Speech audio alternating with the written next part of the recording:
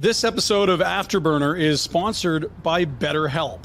Give online therapy a try with BetterHelp.com/FlamesNation and get 10% off on your first month of therapy. Get on your way to being your best self. That is BetterHelp, HELP.com/FlamesNation. Hey, it's the holidays. What's your family tradition for gifts? Typically, we do a grandkids gift exchange. We will have a sibling and in-laws gift exchange, and we'll all pool some money to get a big gift for grandma and grandpa. But you know what? Someone we're not thinking about for a gift is someone that might need something, and well, that's you. Have you thought about what you're giving to yourself during this incredibly busy and insane year? Yeah, it's great to be around family, and sure, vacation's nice, but holidays can be stressful too.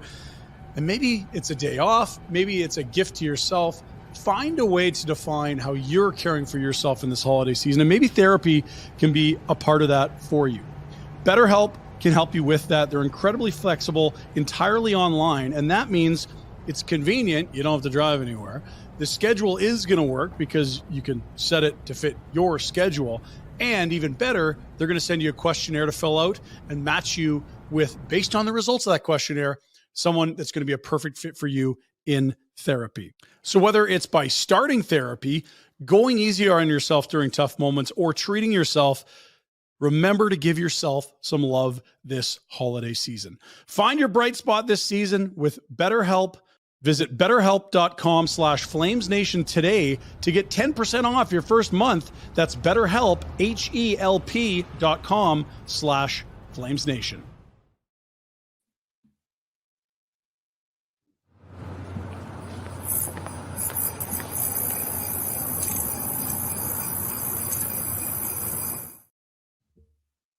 Happy holidays, everyone. I hope you're feeling wonderful today on this 23rd day of December, the final month of 2023. Well, the Calgary Flames, as we welcome you to Afterburner, Ryan, they are probably feeling okay, but what's been a really nice run against top clubs ends with a 5-3 loss in Los Angeles tonight against a very good Kings club that I think was not necessarily great, Ryan, but did show us why they have been great thus far this season. Yeah, I mean, the Los Angeles Kings were very Kingsy on this occasion. They are, for lack of a better term, a possession monster. They ran the Flames show at even strength. The Flames were fortunate not to be further behind the 8 ball at 5-on-5. And I think if you sketch it out, if you told any of us the Calgary Flames special teams will outscore LA's, you think, okay, that could be workable. And I'll say this for the Flames. I mean, you alluded to it during this, the 15-game gauntlet run that has just concluded. The Flames played 3 road games against some 3 very good Western Conference teams in Colorado, Vegas, and Vancouver, and Los Angeles rather, and they lost all 3 of those games on the road. They gained a point in those 3 games. So, but I think they showed a lot of grit, and they made life difficult and those games interesting against teams that, to be completely respectful to the Calgary Flames, they were outmatched in. They were outmatched and outgunned against 3 very good teams, including tonight against the Los Angeles Kings, and they managed to make the games interesting and not get run out of town. So totally. As much as you don't want to say, oh boy, moral victories, I think given the trajectory of the franchise right now, moral victories are completely adequate. Yeah, and you know what? I found a lot of similarities with the Colorado and Vegas games. The difference being the Flames had leads in those third periods, but they also didn't feel like they were home and cooled by any sense. They also had power play opportunities in the third period where they really could have iced those games in Denver and Vegas. They didn't. Better teams with more stars and greater skill closed out and came back on them. This one they were down, but they still were given a plethora of power plays. 4 power plays by my count. I have a weird stat for you, my friend. Weird stat. The Flames had as many power play shots on goal, 14, as they had even strength shots on goal. That's weird. That's super weird. They finished with 6 power play opportunities. They score once, which it is scoring a goal, but 1 on 6 is what, around 18%. It's not magical. It's not incredibly proficient, although it is quite a bit better than what they've done for the month of December, which we'll get to in a moment. They also scored another shorty. It really became a special teams battle, Pike. We talk about 10 minors handed out here. That's the equivalent of a period of hockey being played where one team was on a man advantage or another. So really there wasn't a lot of 5-on-5 play, especially once you got to like the midpoint of the second period on, or even the third. It felt like a special teams exhibition at times tonight. Yeah, and I mean, on paper, the LA Kings, I think before the game or as of this morning, they had the second best power play in the league, or second best penalty kill, and the Flames had the worst or second worst power play. And I think if you're the Kings, you were completely fine rolling the dice against the Flames power play, and I think that was the difference maker. It was basically the Flames got their show run at 5-on-5, and I'd say this, maybe the Flames should have taken more penalties because wild. They're now the NHL's leader in shorthanded goals. I have to go at some point in the next couple of days and redo a voiceover for a video I'm doing because now the stats are out of date because the Flames keep scoring shorthanded goals. So it's wild. Thanks guys for giving me more work. It is Afterburner. That's Ryan Pike. My name's Ryan Pinder. We are both named Ryan.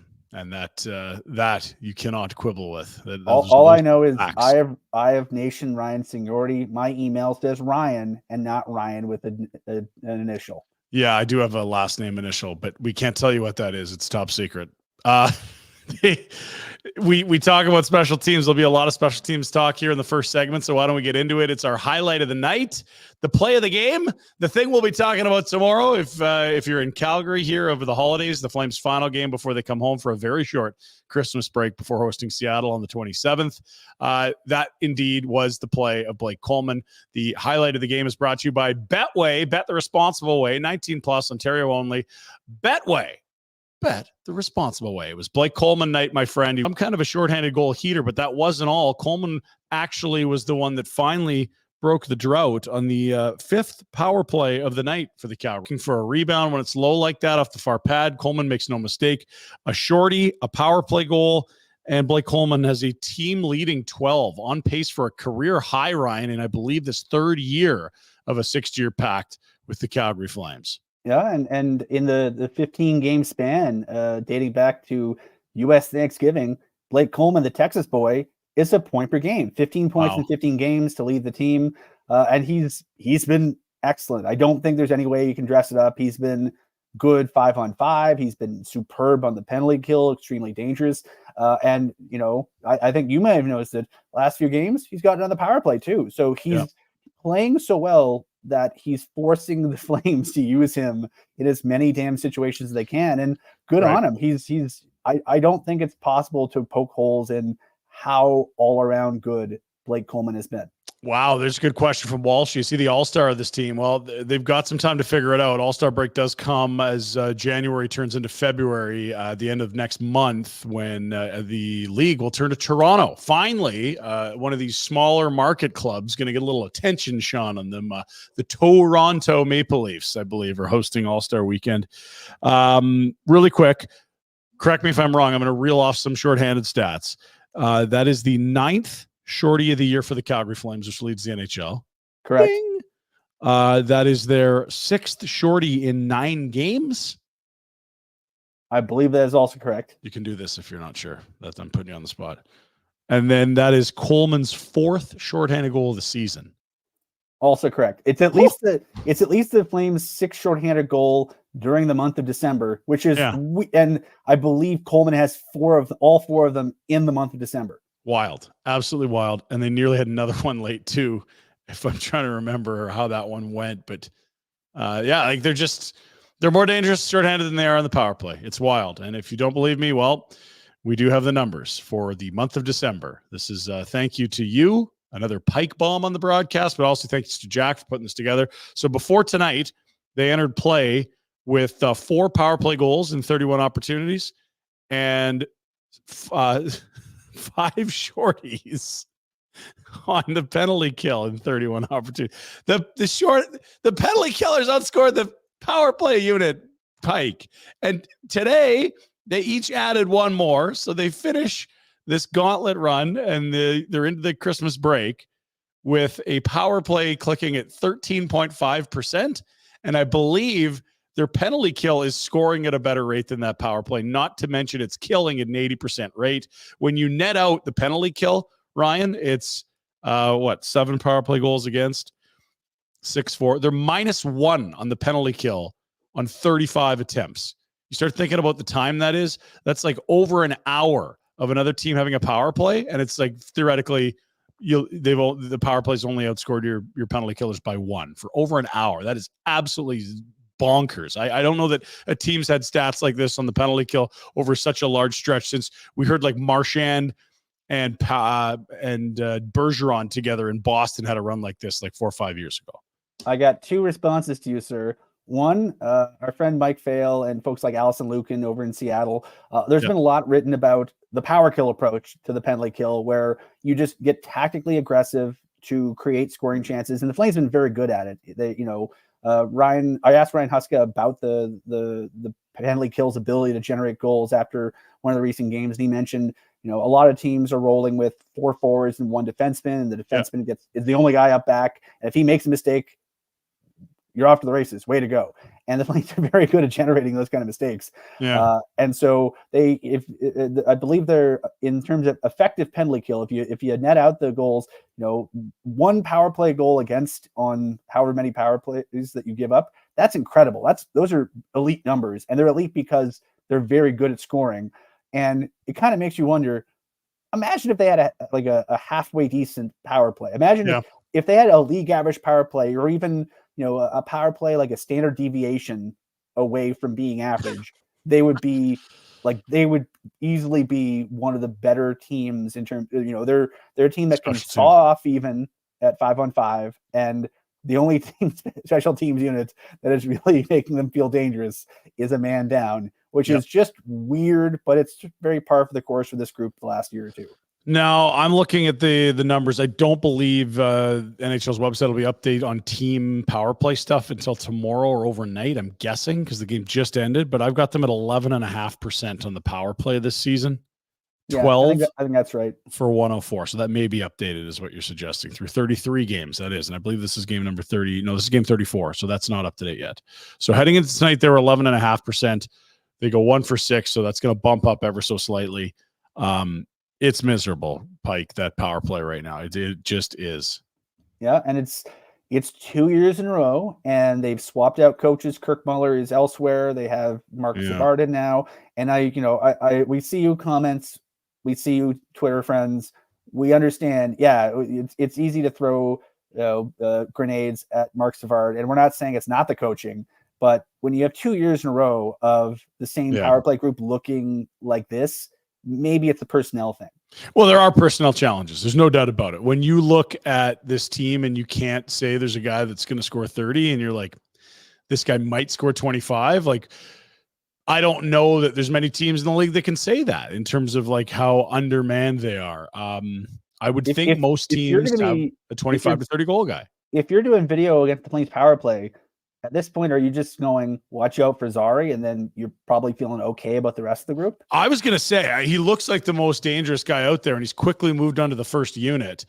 And look, if Jonathan Huberdeau was right, maybe this is a much better power play, but again, he's just completely unimpactful, ineffective. You don't really notice him unless it's a turnover. It should run through him. It can't, because his great skill of passing is not a great skill anymore. That was his calling card. It's not happening. His passing has not been good enough. There's Jonathan Huberdeau's December if you need him, Pike. And dating back to American Thanksgiving, he has 3 points in 15 games. Yeah, he had 2 points the game before that, December 2nd against Vancouver. I believe it was Dallas. He had 2 helpers, but bagels for December. And like we just told you the December numbers, that's 37 power plays they've had. And now he's on the second unit, and I'm sure it's the people he's working with aren't as talented as the first unit, but he got beat out. Zari's better. And already, thank you, Walshy. It is a goosh. Already it's like, Zari is the guy that's starting to make it hum a little. And to say hum a little is probably exaggerating, but it wasn't a bad set of power plays today so much as they just didn't score on them. Like you talked about the shot volume. They matched their even strength shot volume on the power play tonight. We've seen nights where they just can't even get a shot or the zone time. They're trying to get more movement going. They won some big faceoffs. They got some chances. I didn't love the number of grade A's, but it's clear to me that Connor Zary is one of the most important pieces on that first unit now. Yeah, and Connor Zary, dating back to the beginning of the gauntlet run, 3 times as many points as Jonathan Huberdeau. He has 9 and 15. Huberdeau has 3 and 15. And I think if just on paper, you're throwing minutes, whatever minutes you can give Zary, you're doing it because he's making stuff happen. And number ditto 10 is not. Sharon Govich as well. That's being noted by Kevin in the comments. It's a good point. Sharon Govich's play has really jumped a bunch since we got to the end of November, and he's been rewarded appropriately with Mangiapane going down and other guys moving to power play 2 or off power play entirely. Yeah, there it is. Thank you, Kevin. So there's a lot of special teams conversation there, but it's fascinating. I look at this gauntlet run and think, okay, so they're 1 game over 500 and they basically didn't get shit done on their power play the whole time against mostly either contenders, playoff teams, and 1 bad team for sure. Maybe 2, but probably just 1 in Anaheim.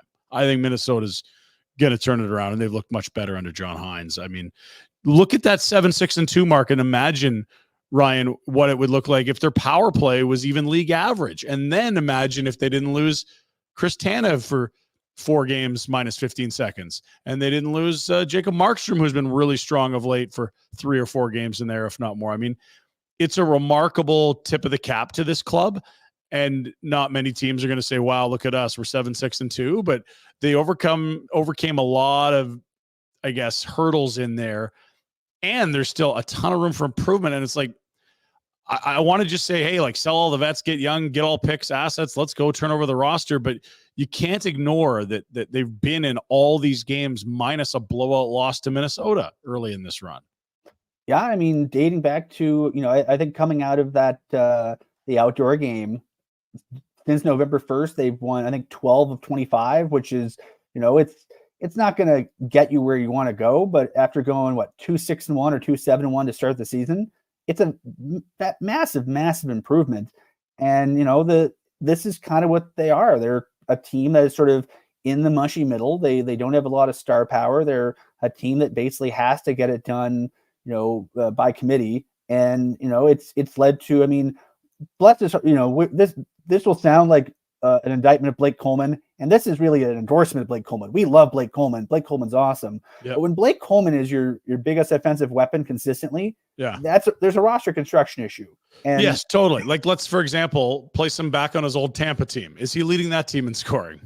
God, no.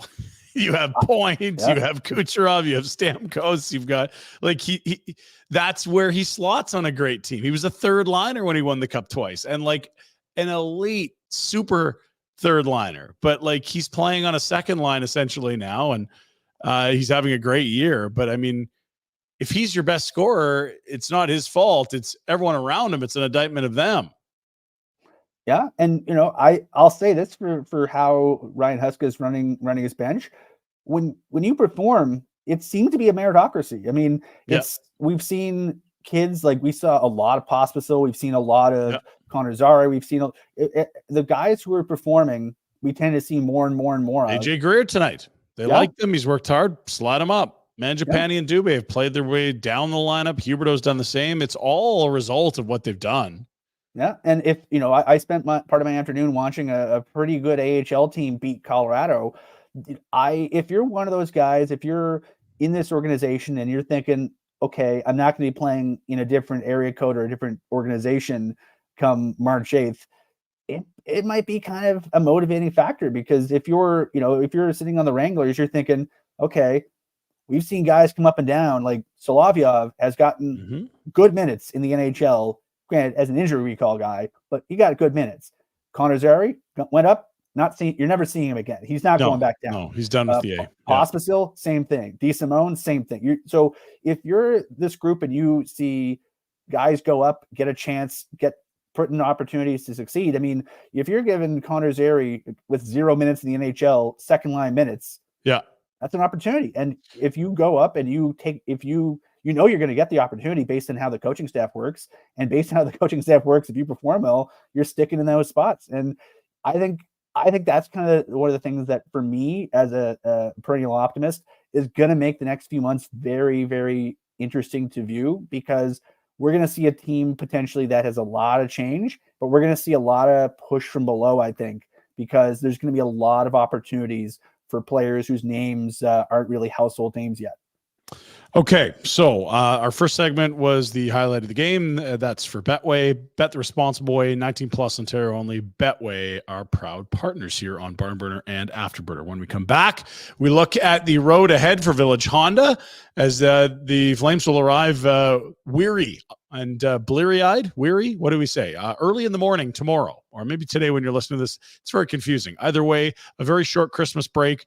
They'll get to pull out their Pike hats for not very long before they're back on the ice. We'll tell you against who. And there's a road trip that looms, Pike, that's not insignificant right around the corner. Also, your comments and questions, and more first shot goals. That when we come back on Afterburner. BK Beaufort Liquor is a proud sponsor of Afterburner. In fact, our very first sponsor ever, right back to our first Afterburner ever. Big thank you to Mandeep, Manjeet, and Jazz. Huge Flames fans, a heck of a family. Good-looking cashier, Mandeep, as well. Find them right across from Winsport on the Trans-Canada Highway. Whether you're grabbing some beer for your place in town or you're heading to the mountains, make sure you stop in, say hello. Whether it's a specialty wine, liquor, six-pack of beer, whatever it is, check it out and grab it at BK Beaufort Liquor. Derek Newman of Newman Deems Real Estate Group with CIR Realty are proud sponsors of Afterburner. Born and raised in Calgary, Derek not only loves talking sports, golfing, but he's an avid sports fan. He's happy to talk sports or real estate with you. Complimentary in-house staging consultations, finding homes not on the market. If you're buying for the first time or a seasoned seller of homes, chat with Derek and he'll help you achieve your goals. If you're interested in buying or selling in the greater Calgary area, call Derek or text him at 403-619-6661 and let Derek put his network to work for you. That's Derek Newman for Newman Deans Real Estate Group with CIR Realty. It's hockey season. Get ready to cheer on your favorite teams with us at the Stage Bar at the Grey Eagle Resort and Casino. Enjoy the game on one of their huge, large screens with friends, drinks, and delicious food. Let's go. Visit greyeagleresortandcasino.ca for more information. How about this information? Happy hour. Doesn't get much happier than this. 3 hours of happy hour. Let's make the most of the day and your afternoons with great drinks and food. Join us at the Stage Bar and Blaze Bar and Grill for the new happy hour. Every day, 2 till 5. Great food, specialty drinks, all starting at $5. Visit greyeagleresortandcasino.ca for more information. Charm Diamond Centers, proudly Canadian owned and operated since 1972. More than 85 locations across the country through Charm and their sister brands. Get custom ring building delivered in less than 4 weeks with the Charm Masterpiece program and an unbeatable pricing policy. The holidays are here, can you tell? It's the perfect time to check out a large selection of Canadian lab-grown diamonds, mined diamonds, and don't pay until 2025 with their instant in-store financing OAC. For more information, go online, charmdiamondcenters.com. All right, we are back on Afterburner. A 5-3 victory for the Kings over the Flames that wraps the gauntlet run. It is Pinder and Pike, Ryan squared, here on a Saturday evening. A cold Saturday. Ryan, I don't know if you've checked outside. Temperature's set to drop right through till tomorrow, as low as minus 15 or 16. Get some water out on that rink tonight, Pike, would you? Hey, and it's I think folks were worried about having a non-white Christmas, sort of a beigey, brownish Christmas. We don't want that. You can see the lawns in the middle of or the end of December. So it's as much as we're all kind of grumbling about scraping off our cars and windshields and driveways. It kind of feels more Christmassy and more of a holiday feel. And I'm sure the Flames might get some culture shock going from Southern California to minus 15. I think they land at like 3:15 or 3:45 in the morning. I'm sure that part of them will also be happy to see a little bit of the white stuff. Yes, that is fair. Christmas and winter finally arriving as we welcome you back into the program. Let's get into the road ahead. We do that for Village Honda, whether it is a pre-owned vehicle or brand new. head up to the Northwest Auto Mall and check them out at Village Honda. Also, you can go online, see what's going on there, villagehonda.com. Essentially, 60 to 100 pre-owned units on site and access to over 400 more in their dealer group. All makes, all models, all budgets. Check them out if you're looking for a set of wheels. Probably a good time of year to have a reliable vehicle, I'm thinking, Ryan. So that's something they've got in spades at Village Honda. Again, check them out, villagehonda.com and in the Northwest Auto Mall. Road ahead is, you noted the start of it. They'll arrive in Calgary in the wee hours on, I guess, this Christmas Eve Sunday that we're minutes away from live here on YouTube. Then, of course, it'll be Christmas days with family. Boxing Day, I believe, is a mandatory non-practice day, and they will show up for morning skate on the 27th when they host Seattle instead of a practice the game before. And this is a rather typical NHL/NHLPA break. It's not a lot, but you're also going to see the NFL and the NBA playing on Christmas in a couple days. Yeah, they'll be like the rest of us watching World Juniors and Spengler on Boxing Day. The league has very specific rules. Elliot Friedman, the broadcast, alluded to fines given out for teams that travel when they're not supposed to travel during the holiday break. I mean, they're not big fines relative to the NHL, but Toronto did that last year, did they not? They got together a little earlier and chartered somewhere rather than meeting day of. Okay, I don't like it when the NHL picks on small market teams like that. That's right. This Blue Leaf team in Toronto. That's any break they can catch, they've deserved. So the road ahead does start against Seattle on the 27th. Then they get almost the same size type of break, Pike. They don't play again until New Year's Eve when it's Philadelphia in town. Note the 6 o'clock start time on that, as you'll have time to go report on that game, go get some post-game quotes, and then get piled up on Burner Blonde somewhere else, Pike. You'll be loose by midnight, we promise you. Oh, that's the New Year's Eve game is a tradition of, okay, let's not have these scrums run long. We all just have places to go. That's right. And so everyone's going to file and get the hell out of there and then go find somewhere to go ring in the new year. And then you alluded to it before the break.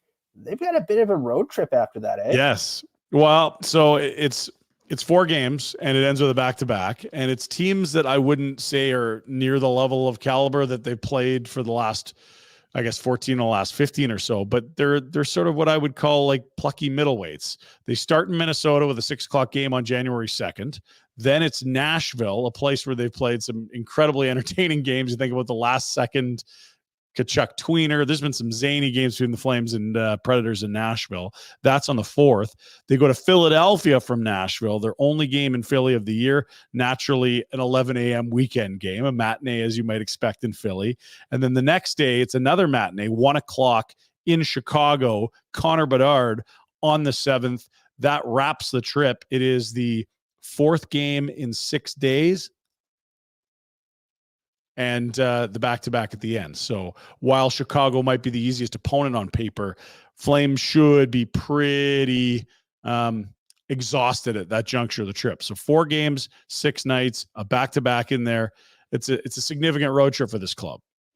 Yeah, and the travel is just some weird flights in there, weird swings. I agree with you. That back-to-back to end it with the afternoon game, and then you get out of town and you play another game the day after. It's going to be weird. I think by the end of that week, you're going to see they're going to be rolling 4 lines, just trying to keep everybody fresh, because at that point you're just going, okay, let's just get this thing over with, which, I mean, it's that's what you got to do. The schedule is the schedule. And after, surviving, not quite thriving, but surviving over this hellacious last 15 games. I mean, it's 15 games, basically games every other day for a month. And they got their heads not above water, pretty close to the waterline. Yeah. They have a chance these next 6 games against the opponents they have ahead of them to potentially, if they're going to make a push, it's going to be right now. Yeah. And if they don't make a push, we'll see. But I mean, no one's going to give it to them. They got to try to take it. And the best chance, maybe the only chance they'll have between now and the trade deadline to really make any kind of noise might be in the next 2 weeks.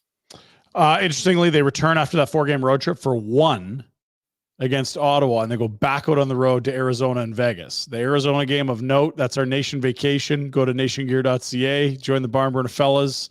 myself, Boomer, Rhett. I believe we're dragging RJ along to film some of the things that could be filmed as we are in Scottsdale and Tempe and please don't leave RJ in the desert anywhere.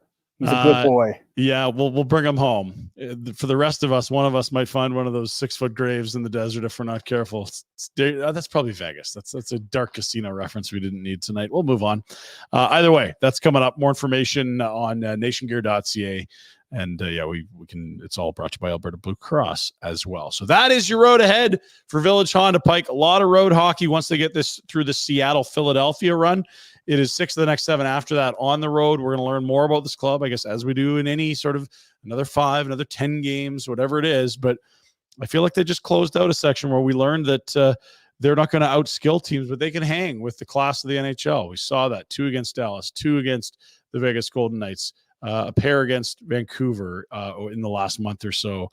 It's a pair against Minnesota. It's been a respectable run of 7-6-2 that gets them here into the Christmas break. A reminder, Village Honda, more information, go to villagehonda.com or head up to the Northwest Auto Mall. Happy holidays from everyone at Village Honda.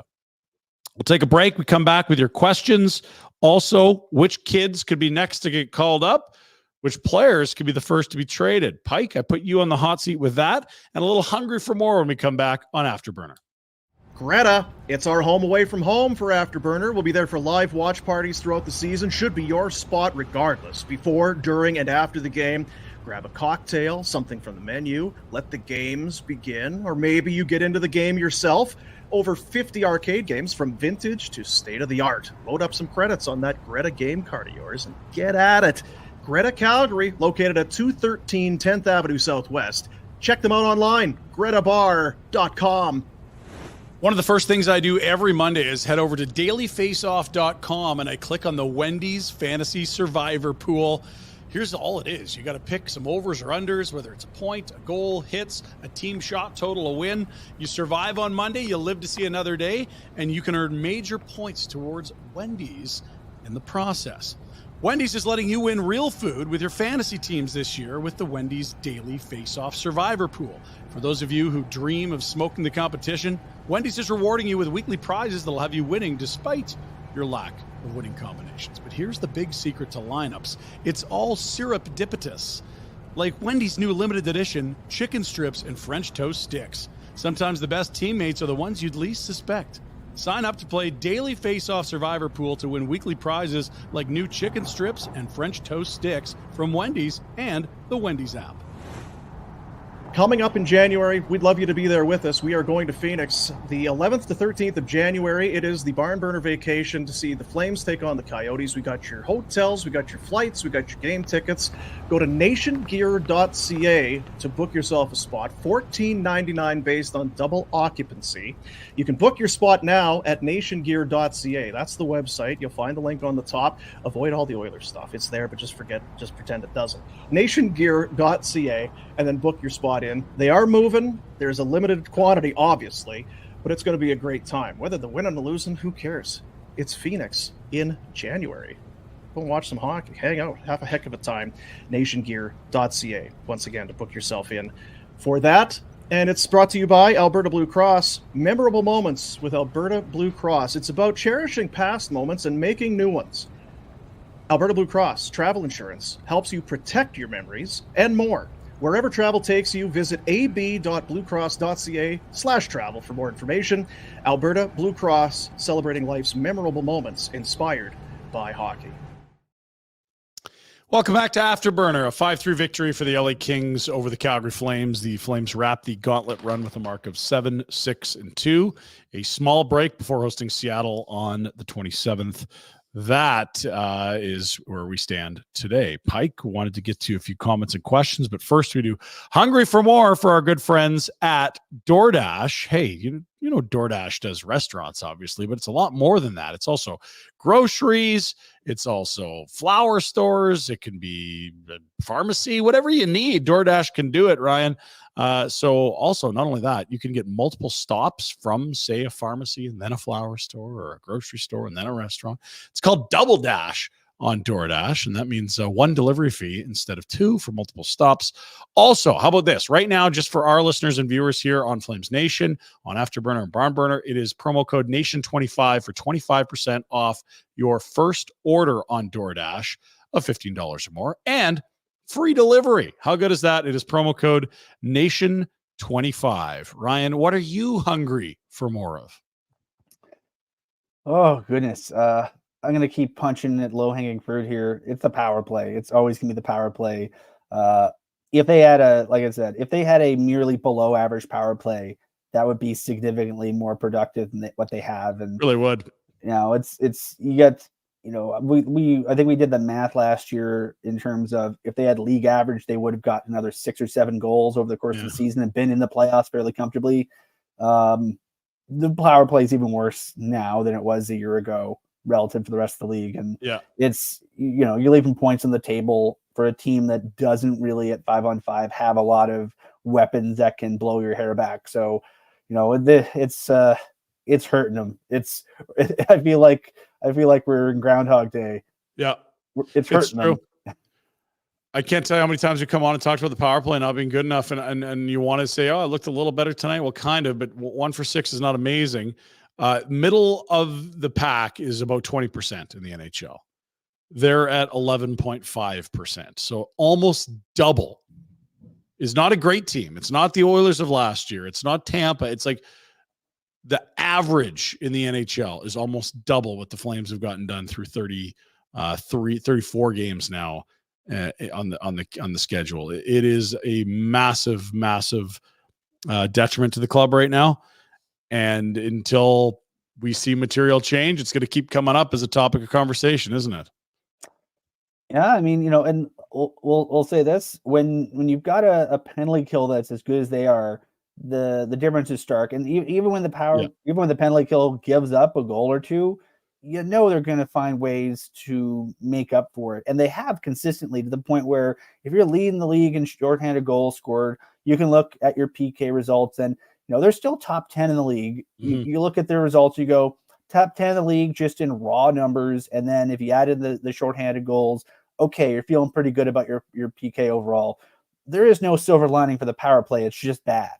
Yeah, no, it really is. And it's funny. Like, I just was glancing. I'm like, where are some of these other teams? Frickin' San Jose is rolling at 20%. You're telling me the Sharks have this dynamic personnel? You know who the Sharks get to use, though. No, I don't. I really don't know who the hell the Sharks use on the power play. So it's got to get better. I feel like we're beating a dead horse here, but I continue also to be hungry for more results on the power play, Pike. I did like that they scored one tonight.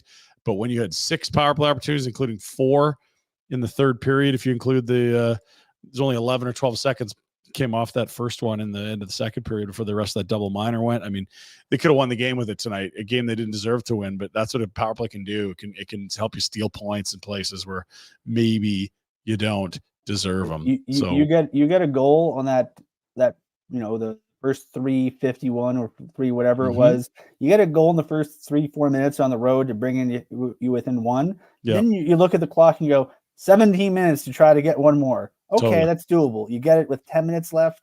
It's a little bit tougher, especially in that building.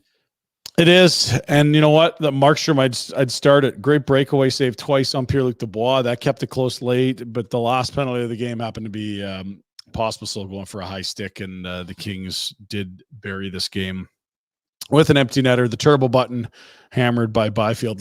Around he goes and scores on Noah Hanifin. Wanted to note it. Noah Hanifin had a tough night. Pike, he got a stick to the face, left, did return soon after those that double minor was completed by the Flames early in the third period. That's an important player, and it doesn't feel like when Chris Tanev's walking down the tunnel, because Chris Tanev just seems to be the king of accepting pain or punishment. But that it does remind you that there's some rental assets here. They are 1 injury in their top 4 away from people that you love, but you probably don't want to see playing top 4 minutes on your blue line. That would have been a massive note in this game if Noah Hanifin does not return after the stick to the face. Yeah, they're going to be covering guys with a bubble wrap on the plane. Probably, there's probably I think if we looked over at some of the various outlets that did their trade targets, I mean, I think Pierre LeBrun and those guys had 3 or 4. ESPN, I think, had 5 Flames. They had the big 3. I think Greg Wyszynski had 3 of the 6 quote unquote elite free agent pending free agents were all Flames. And then you had Dan Vladar and the goalie bunch and AJ Greer in the value contracts. I mean, it's going to be an interesting few months because if you're Craig Conroy, prices go up the longer you can hold out because guys can fit, teams can fit cap hits underneath. Yep. But and other players get hurt. Demand rises, right, Ryan? You get more clarity on bubble teams whether they're going to buy or sell. It's not always the prices go up, but generally speaking, they do. Like there's going to be really good players hurt between now and March 8th. Some guys are going to be lost for the year that are really good hockey players. Needs are going to change for contenders in this league. We'll just wrap this quick segment for DoorDash. Reminder that promo code is Nation25 for 25% off your first order with DoorDash. Offer valid in Canada, subject to change. Terms apply. Dash that for the win. So we noted some of the trade targets out there for other teams on the Flames. AJ Greer is absolutely one of them. First thing I thought of when I saw him on the top line is, little showcase for Mr. Greer, the 14th or 15th best forward in Boston, suddenly on the top line in Calgary. Yeah, I mean, it was some interesting lines. I mean, I can't say Greer doesn't deserve it. He's been in a small role. I mean, what's the old saying? There's no small parts, only small actors. And AJ Greer has been an exceptionally good, less than league. Bit of trivia for y'all. So league minimum on a 1-year deal is $775,000. Because AJ Greer was signed before last season to a 2-year deal at league minimum, it averages out. So his cap hit's actually a little bit below league minimum. He's making $762,500. So are a few Flames. So if you're a team heading to the postseason, you can get a guy for your stretch run who's very good and actually technically less expensive than the minimum salary. Cheaper than replacement level. That's impressive. Please form an orderly line. And you know what? That might be the easiest move for Connie to make, given that it's not an expensive piece. He's the easiest guy to fit in on anyone's budget, and that, you know exactly what he is. There's no confusing. Like, he's a bang and crash 12th, 13th forward. And a nice little bump up tonight. But I'm starting to think that might be the first trade chip that falls, because everything else, it's just the cap's a lot harder. The deals are a lot bigger. And if you know you need an AJ Greer, you already know he'll fight, he'll kill penalties, whatever. Like, that wouldn't surprise me if that was the first domino. Or it also feels like the kind of, if you're a GM and you're trying to fit the puzzle pieces together, that might be the last thing you do. Where you just call Conroy at 12:55 and go, hey, by the way, Greer for a fourth. What are you thinking? 4th or 5th? Okay, cool, let's do it. The other pressure point would be, like, let's say Pelchet's ready to come back Jan 15. You don't want to, throw someone on waivers. He ain't. I'll be very blunt. Yeah. And he's the kind of guy where Pelchet does not require waivers. So he should get a stint anyway down in the A. He's going to be going straight down to the. He's going to go down the hall once he's. So bad example. Let's say Matthew Coronado has been undeniable. Like, are you? I guess the question I'm really asking is, are you buying that there's a push coming up that would make you say, yeah, let's just move this guy now? I'm not getting the sense your answer is yes. I think you want to spot in your top 9 for Coronado. So, I'd agree. Yeah. But, hey, top line, that's where he's playing. It's a good example. And, we've been, if you want to say, the October is a wash, like, throw out October. I think, all you really learned about your team in October is that it has some flaws. Great. Yep. You already knew that.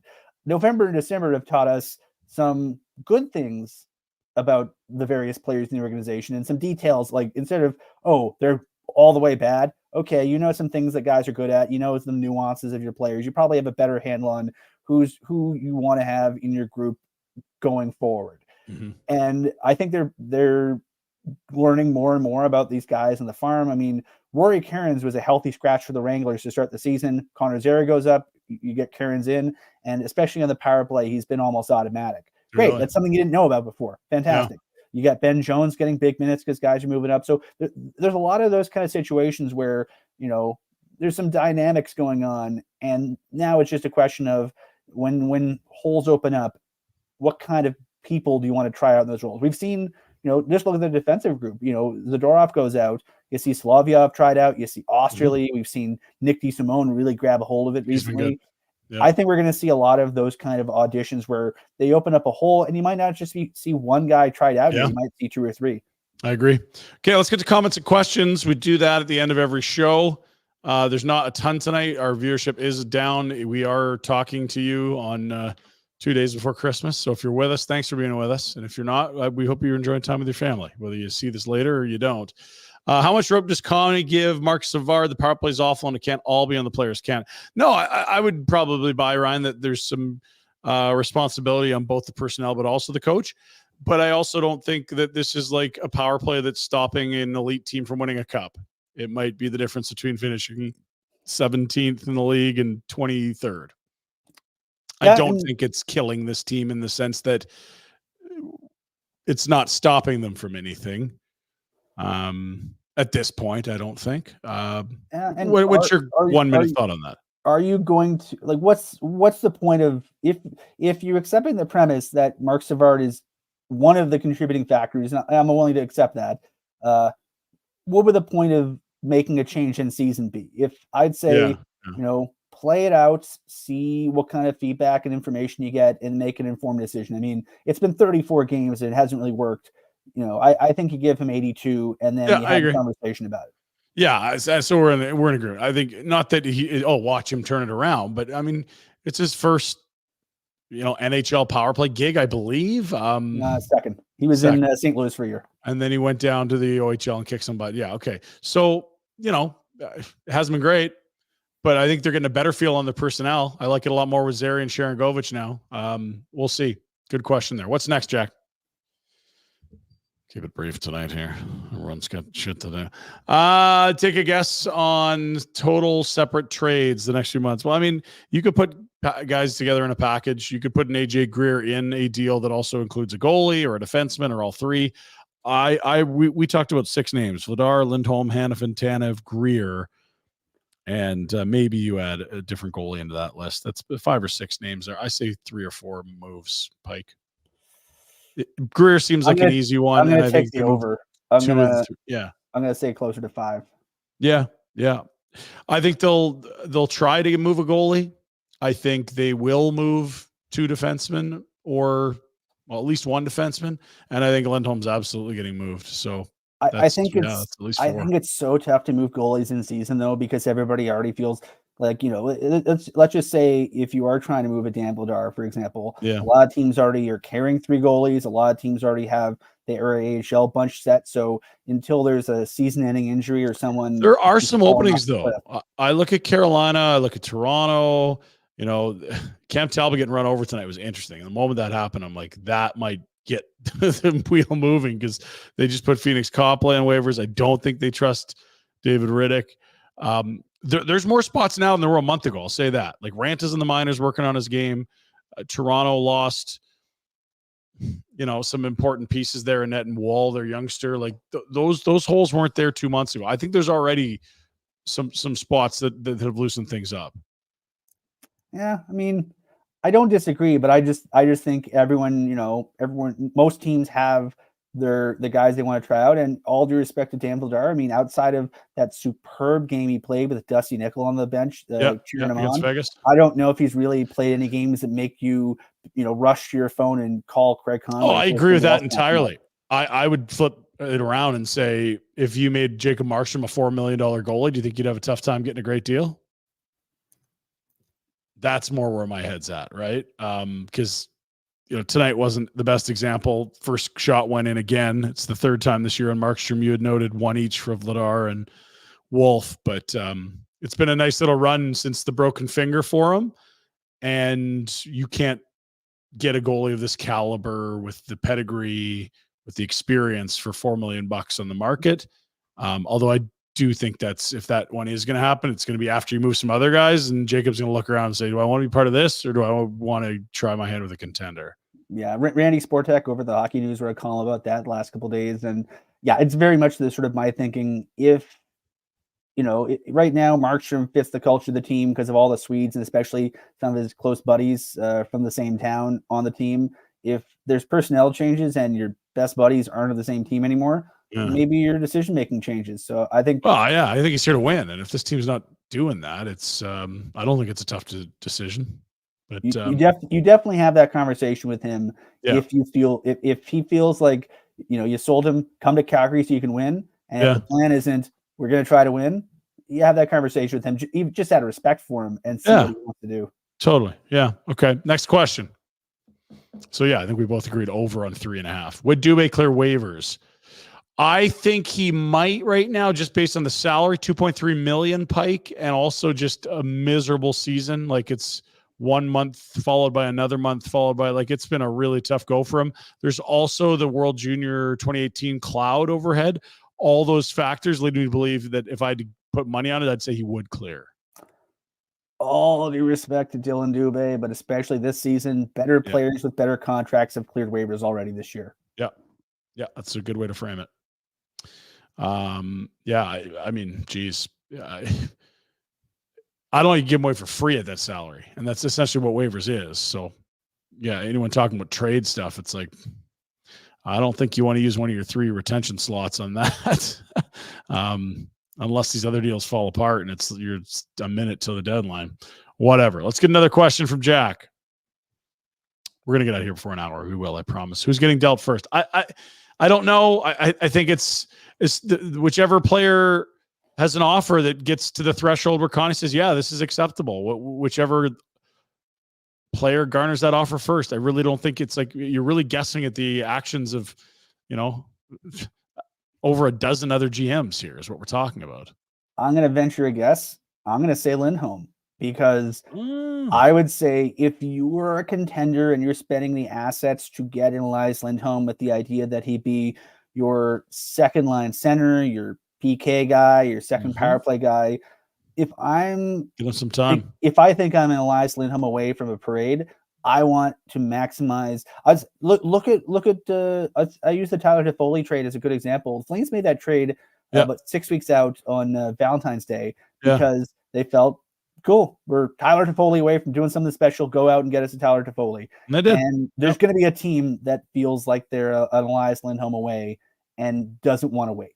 I like that logic. I think you could sell it the same way for Hanifin if that is what they do with Hanifin. I know he's younger. There is sort of, it makes a little more sense to talk extension with him than the other UFAs only because of his age. But I also kind of feel like once you've turned down 60 million, maybe that ship has sailed. So, but all the cases you make for Lindholm getting done first, I think you could apply to Hanifin. They're used a lot. They play big minutes. They're important pieces on new teams.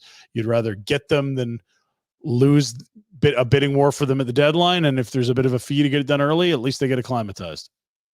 Exactly. Very much agree. Yeah. Good. Jack, anything else, my friend? As we cruise in on an hour here. Hey, give us your take on the World Juniors. There's not a lot of returnees, Ryan. There are some surprise omissions, but to the commenter's point that it is Celebrini that is on the Canadian roster. I haven't looked at the gambling odds, but I would suggest they're not favorites in this tournament. Is that fair? The Americans are real good. Swedes are real good. Sweden, as we know. The Finns will be in the mix. My dark horse is Slovakia. They got Hanzik. They got Dalibor Dvorsky. They've got Philip Nassar. Slovakia won bronze at the Olympics a few years ago. They're a hockey team on the rise. They haven't had their big World Junior level breakthrough yet, and maybe this year. Yeah, interesting. And that is it's been quite some time for the Slovaks. It's nice to see that program up and running again with churning out some good high-end talent at the draft. And of course, we remember back to the good old days where I believe it was like Gaborik and like a lot of those really high-end skilled players would come out and you're used to seeing a bunch of them. It was a long, what do I want to say, 15, 20 years where we just didn't see a lot of Slovaks, Pike, but it's nice to see that swinging, that wave coming back a bit. Yeah. And we've seen a lot of ebbs and flows in international hockey. Switzerland used to be kind of an afterthought. Now they're sort of more of a power. Germany's really sort of pushed themselves into that upper echelon. There's the big four. We're always going to think about the big four: Canada, US, Finland, Sweden. Yeah. But I think that next tier is getting really crowded, and it's going to be fun to watch because anyone in those next four can upset a team in the top four and make a tournament like the World Juniors really, really chaotic. And we're Team Chaos here. Yeah, we're Team Chaos. I'm also Team Give Us a World Cup. It's been too long.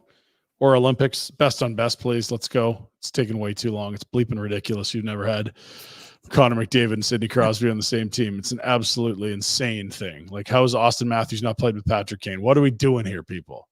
What are you laughing about over there? Oh, I just saw the latest. Has anyone checked in on Rosie? I did get a text from Rosie. Yeah, he's. I invited him to come on the show tonight. He declined. Lots of Rosie on the old holiday spirits special there yesterday. As long as he's still alive and reasonably well, we're all happy. I guess I can tell you he's alive. That's all you need to know. Finally, anything else? That's it. Oh, Jackie! 10 seconds. Mason Rudolph, superstar or star? Superstar. Look at this. There it is. Christmas Eve service. I'm praying for a Steelers Super. All right. Oh, you think the big man upstairs is going to be worried about the Steelers? I feel like there's bigger fish to fry. I think we've learned the man upstairs is a Patriots fan based on how he was at least 20 years has gone. He was for sure. You got to look downstairs to get some help from the Steelers. Oh wow, how about that? Thank you all for being with us. We do appreciate it. Big thank you to our sponsors: Betway, Village Honda, DoorDash, amongst many others. You heard the BetterHelp read at the start, and of course the OGs like Mandeep at BK Beaufort Liquor, Derek Newman from Newman Dean's Real Estate Group with CIR Realty, and many, many more. It's been a really fun adventure as we get to this time of year. It's nice to look back, pause, sort of zoom out a bit, and it's pretty cool to see what's been built here. Ryan, you've been at Flames Nation a long time and been churning out great work, and I feel like this has been really cool to see the spotlight on your work get hopefully a little bit bigger. And also for us, just a few idiots that used to be in a small room with no cameras and microphones. It's been fun to see people react to it. And it's neat to see this thing grow and get bigger and better. And we promise it'll keep going that way. Yeah. It's, I remember when it used to be a few of us doing this thing in our spare rooms to little to no attention or fanfare. And for some reason, people are paying attention now and, digging it. And, I will say this, there's no shows, there's no website, there's no anything without, the people who are supporting us, behind the scenes, our producers, the people at home office, making sure that the web servers get paid for because we're really testing them the last few years, and of course, our sponsors and readers, without our readers, listeners, viewers, people come up to us on the concourse saying, love your shit and giving us high fives. I mean, we get paid for this and, it is a business, but we also feel like it's a lot more than that. And, it's really, we just want to say thank you. You guys rock. And we could literally not do this without you because then we'd just be screaming into the void and we can't pay ourselves for screaming into the void. Screaming into the void does not pay the mortgage. Ryan, thanks so much for being here tonight. We'll be back on the 27th. Cammy for sure, I believe, on the 27th. And we're drawing straws to see who really wants to come talk about a Seattle Kraken game as well. That'll be at the Dome that night. Big thank you to our producer tonight. That is Jack. Great work as always, sir. Pleasure bringing you into the fold. Feels like ages ago, but less than a year ago, I guess. It's been some incredible work. RJ as well behind the scenes. If you've liked the Christmas intros, that's just a tiny little taste of his massive skill set. To Jared, the Wolverine, the man that hunts down all the clients that we need. Ryan, you on the website side. Everyone at headquarters in Edmonton. For Rhett Boomer, my name is Ryan Pinder. Thanks so much for being with us. Happy holidays. Enjoy Christmas. We'll see you on the 27th.